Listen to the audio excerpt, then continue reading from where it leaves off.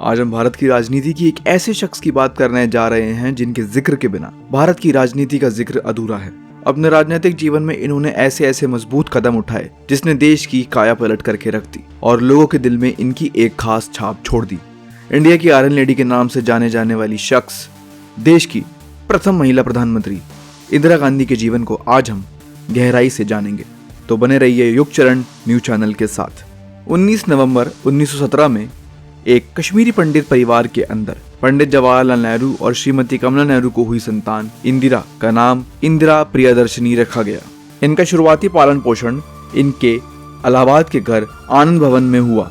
इंदिरा अपने माता पिता की इकलौती संतान थी, इसलिए उनको बचपन में काफी लाड़ प्यार मिला, लेकिन इकलौती संतान होने के कारण उनको काफी अकेलेपन को भी झेलना पड़ा।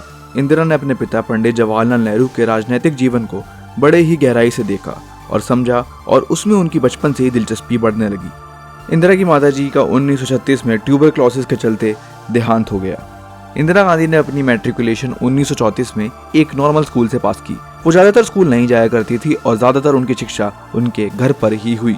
उसके बाद आगे की पढ़ाई के लिए वो शांति निकेतन गई और बाद में जब उनकी माता की तबीयत बिगड़ने लगी तो उनसे मिलने जब वो ब्रिटेन गई, तब वहीं से माताजी के देहांत के बाद उन्होंने ऑक्सफोर्ड यूनिवर्सिटी के अंदर हिस्ट्री के अंदर एडमिशन ले लिया और आगे की पढ़ाई चालू कर दी। ऑक्सफोर्ड यूनिवर्सिटी के अंदर ही इंदिरा जी की मुलाकात अपने पति फिरोज गांधी से हुई। हालांकि वो फिरोज को इलाहाबाद से ही जानती थी, लेकिन ऑक्सफोर्ड यूनिवर्सिटी में उनके बीच का प्रेम प्रसंग आगे बढ़ा और वहीं पर फिरोज जी ने उनको शादी के लिए प्रपोज किया।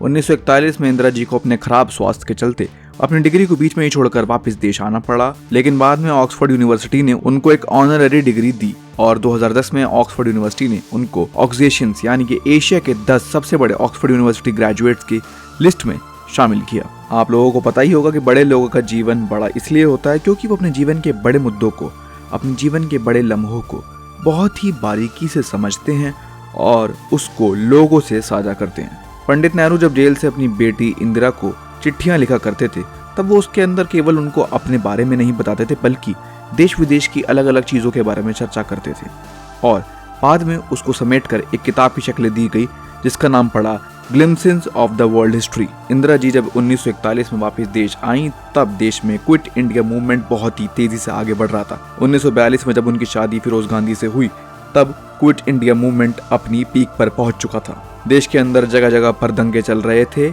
और कांग्रेस पार्टी देश की आजादी में जोर शोर से लगी हुई थी। तब इंदिरा जी ने अपने पिता के साथ देश की आजादी के उस लड़ाई में, उस संघर्ष में हाथ बटाया और काफी अहम भूमिका निभाई। इंदिरा जी और फिरोज जी की पहली संतान 1944 में हुई जिनका नाम राजीव गांधी रखा गया और उनकी दूसरी संतान 1946 में हुई जिसका नाम संजय गांधी रखा गया।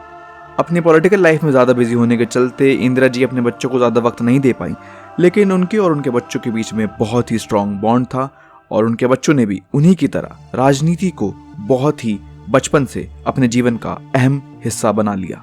इंदिरा गांधी का पॉलिटिकल करियर 1959 के अंदर शुरू हुआ जब उनको कांग्रेस पार्टी यानी इंडियन नेशनल कांग्रेस का प्रेसिडेंट चुना गया। पंडित नेहरू की मृत्यु के बाद इंदिरा जी को राज्यसभा के एक मेंबर के रूप में इलेक्ट किया गया, लेकिन प्रधानमंत्री लाल बहादुर शास्त्री के प्रधानमंत्री काल के अंदर इंदिरा जी को ministry of information and broadcasting सौंपी गई। उसके बाद कुछ समय के अंदर ही प्रधानमंत्री श्री लाल बहादुर शास्त्री जी की भी मृत्यु हो जाती है और उस वक्त देश के अंदर कई जगहों पर सूखा पड़ गया था। यह वक्त था 1964 से 1966 के बीच का, जिस वक्त कांग्रेस पार्टी के बड़े बड़े नेताओं की मृत्यु भी हो चुकी थी, जिसके अंदर पंडित नेहरू और श्री लाल बहादुर शास्त्री जी शामिल थे और देश के अंदर जगह जगह पर सूखा पड़ गया था, जिसके चलते देश के अंदर इन्फ्लेशन भी बहुत तेजी से ऊपर जा रहा था और देश के अंदर एक राजनीतिक संकट उत्पन्न हो चुका था। ऐसे में एक बड़ा सवाल यह था कि देश की बागडोर किसको सौंपी जाए। कांग्रेस पार्टी के अंदर नए प्रधानमंत्री की दौड़ लग चुकी थी और इंदिरा जी उसकी एक प्रबल दावेदार थी, लेकिन उनको उनके ही पार्टी का कोई सपोर्ट नहीं मिला क्योंकि कांग्रेस पार्टी का एक बड़ा हिस्सा यह चाहता था कि मोरारजी देसाई देश के प्रधानमंत्री बने। तब कांग्रेस पार्टी के अंदर एक बैलेट सिस्टम के द्वारा वोटिंग की गई और उस वोटिंग के अंदर इंदिरा गांधी जीती और उनको देश का इंटरिम प्राइम मिनिस्टर बनाया गया। इंदिरा गांधी ने जब प्राइम मिनिस्टर क्राउन पहना तो वो बहुत सारे कांटों से भरा हुआ था। उस वक्त उनको देश के अंदर पॉलिटिकल, इकोनॉमिकल, नेशनल और इंटरनेशनल पॉलिसीज के ऊपर बहुत ही ठोस कदम उठाने थे। सबसे पहले 1967 के अंदर उन्होंने देश की फूड सिक्योरिटी को स्ट्रॉन्ग करने के लिए बहुत ही अहम कदम उठाए। और 1967 से शुरू हुआ देश के अंदर ग्रीन रेवोल्यूशन, क्योंकि इंदिरा जी ये चाहती थी कि देश के अंदर कुछ भी हो जाए लेकिन देश को अपना अन्न खुद ही पैदा करना होगा। हिंदुस्तान अपने अनाज के लिए दूसरे मुल्कों के ऊपर डिपेंडेंट नहीं हो सकता। 1969 के अंदर देश के अंदर प्रेसिडेंशियल इलेक्शन हुए, जिसके अंदर इंदिरा गांधी जी ने वीवी गिरी को प्रेसिडेंट के पोस्ट के लिए आगे किया, लेकिन कांग्रेस पार्टी के सिंडिकेट ये नहीं चाहते थे कि वीवी गिरी देश के प्रेसिडेंट बने, इसलिए उन्होंने एक दूसरा नाम दिया और वो नाम था एनएस रेड्डी का। लेकिन इस इलेक्शन के अंदर वीवी गिरी की जीत हुई और इंदिरा गांधी की पॉलिटिकल पावर और भी ज़्यादा मजबूत हो गई। इसके बाद कांग्रेस पार्टी के दो हिस्से और भी ज़्यादा पुरजोर तरीके से बढ़ गए। एक था कांग्रेस ओ और एक था कांग्रेस आर। कांग्रेस ओ के लीडर थे मोरारजी देसाई और कांग्रेस आर के लीडर थी इंदिरा गांधी। 1971 के अंदर कांग्रेस ओ ने बाकी पार्टियों के साथ मिलकर एक नारा दिया, इंदिरा हटाओ, जिसके जवाब में इंदिरा गांधी ने एक नारा दिया, गरीबी हटाओ, और उसी के दम पर इंदिरा गांधी देश के इलेक्शन दोबारा जीती और देश की प्रधानमंत्री बनी। आने वाले कुछ समय के अंदर इंदिरा गांधी ने कुछ और पॉलिटिकल स्टेप्स उठाए, जैसे कि बांग्लादेश को आज़ाद कराने के लिए पाकिस्तान से एक और बड़ी लड़ाई करना सन 1971 के अंदर। साथ ही साथ इंदिरा जी ने प्राइवी पर्स को भी बैन किया और देश के अंदर प्रिंसली स्टेट्स के राजाओं को जो सपोर्ट सरकार की तरफ से मिल रहे थे उन सबको वापस छीन लिया। इसी के साथ देश में और भी कई बदलाव आ रहे थे, जैसे कि इंदिरा जी ने देश के 14 नेशनल मेजर बैंक्स को प्राइवेट सेक्टर के अंदर शामिल कर लिया और देश में कई जगहों पर बड़े बड़े हड़तालें भी चल रही थी, जैसे कि अनएम्प्लॉयमेंट और श्रिंकिंग इकोनॉमी के चलते देश का यूथ जगह जगह पर प्रोटेस्ट कर रहा था। सन 1975 के आते आते इंदिरा जी की सरकार के ऊपर बहुत ही सारा खतरा मंडराने लगा और इलाहाबाद के एक कोर्ट ने तो इंदिरा जी की लोकसभा सदस्यता के ऊपर भी सवाल खड़े कर दिए, जिसके बाद इंदिरा जी ने बौखलाकर उस वक्त इमरजेंसी घोषित कर दी, जो कि देश का सबसे अंधकार वाला समय था देश की आज़ादी से लेकर। इमरजेंसी लागू होने के बाद से ही देश के अंदर काफ़ी सारे पोलराइजेशन चालू हो गई और बहुत सारे लोग इंदिरा जी के खिलाफ हो गए, जिसके बाद इंदिरा जी 1977 का इलेक्शन हार गई।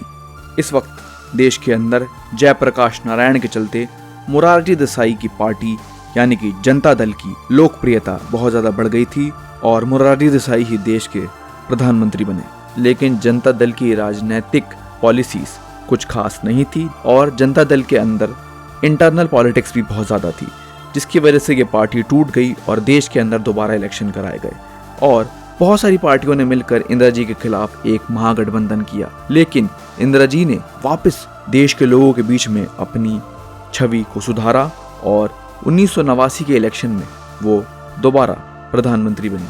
अब बात करते हैं इंदिरा गांधी के जीवन के कुछ आखिरी समय की। इंदिरा गांधी जब देश की दोबारा से प्रधानमंत्री बनी तब भी उनका रवैया वैसा ही था, यानी कि पॉलिटिकल अथॉरिटी वो वैसे ही रखती थी जैसे कि वो पहले रखा करती थी और इसी के चलते देश में चल रही अलगाववादी राजनीति की तरफ उनका रवैया काफी सख्त था।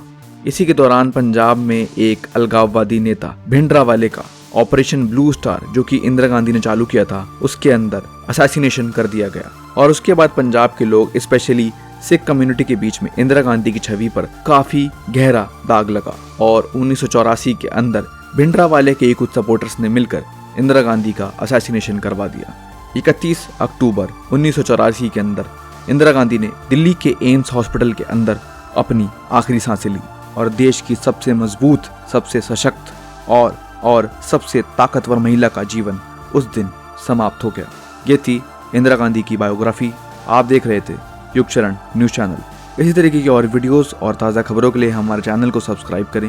ये वीडियो अगर आपको पसंद आएगी तो इसे लाइक ज़रूर करें, साथ ही साथ अपनी राय हमें कमेंट बॉक्स में ज़रूर बताएं। इस वीडियो को अंत तक देखने के लिए आपका बहुत बहुत धन्यवाद।